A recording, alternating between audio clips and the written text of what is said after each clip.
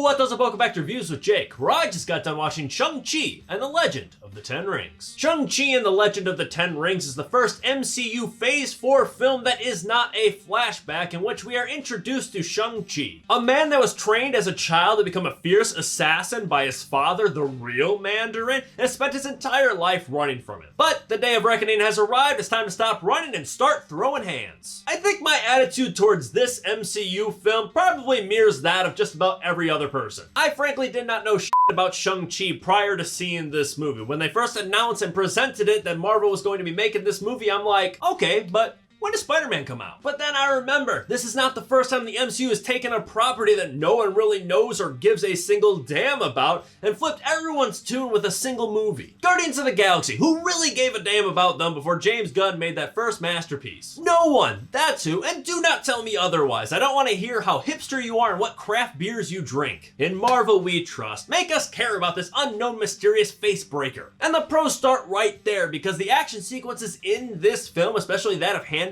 combat, very well might be the best the MCU has done so far. You've heard me say it 1,000 times. I hate the rapid editing and shaky cam bullshit in action sequences, and that is not this movie. There is a lot of awesome martial arts fight choreography in this movie, great stunt work, a lot of wide shots to show every single swing of a fist or a foot, and not only just any wide shot, like really freaking cool wide shots. A lot of awesome intricate camera movements, weaving in and out of bamboo along the side of a building, going along and scanning the mayhem. A profile view from the outside of a bus as someone is just starting from the front and getting to the back, kicking ass all along the way. Even implementing mirrors, we'd start off just looking at a fight head on, then the camera pans to the right, eventually does a 180-degree turn to a mirror. Now we're watching the fight happen in the reflection, and then it comes back around. The action in this film impressed the hell out of me. I loved it. It has all of the hard-hitting stuff that you find in the classic Jackie Chan, Jet Li films, with this fantastical cultural influence that almost has like a Crouching Tiger, Hidden Dragon vibe to it. I also thought the film was very well acted, basically across the board. Simu Liu, I hope I am saying that right, the actor that portrayed Shang-Chi, I really enjoyed him. He breathed life, energy into this character that probably no one cared about prior. Like, I genuinely am excited to see this character moving forward in the MCU. With the MCU sort of in flux after Endgame with so many key subtractions, it's good to see the additions that they're bringing to the table still bringing that positive, fun energy. Sort of on a similar note, I thought Awkwafina did a great job acting as the primary vessel for comedy in this film. Honestly, my very limited exposure to her thus far hasn't really been that great. Like, I found her character straight unbearable in Raya and the Last Dragon. Granted, yes, that was an animated kids film, so she was sort of at the mercy of the writers and the animators at that point. But here she was allowed to shine, and she did. She had a very likable presence to her. This is a very funny film, which is not uncommon for the MCU, sometimes to its detriment. Sometimes the MCU's comedy will undercut and even ruin some real emotional weight, some real good hearty moments, but I didn't find that to be the case in this film. I thought that the comedy was really well timed and appropriate. It never ruined any great moments. Also gotta give a huge shout out to Tony Leung, a shout out that I hope is not me mispronouncing his name, my god. He did a fantastic job as the villain, the Mandarin. I mean, the MCU is kind of infamous for having not really the greatest bad guys. A lot of really surface level antagonists that just are bad because bad guys do bad things. But again, that's not the case here, because the Mandarin is actually a really compelling character and antagonist. You actually understand him, empathize with him. No, you don't always agree with the things he says and does, but you understand why he's doing them. That makes for a good villain. I thought Tony's strong performance really brought that out. I love the darkness and conflict that was circulating around his character. Just in general, I thought the movie was really strongly written. It did a good job feeding us key information at the most tactful and impactful times. Like, you'd see a flashback with some key information, and then it would go back to present day, then it would return to that flashback later on and give you a little bit more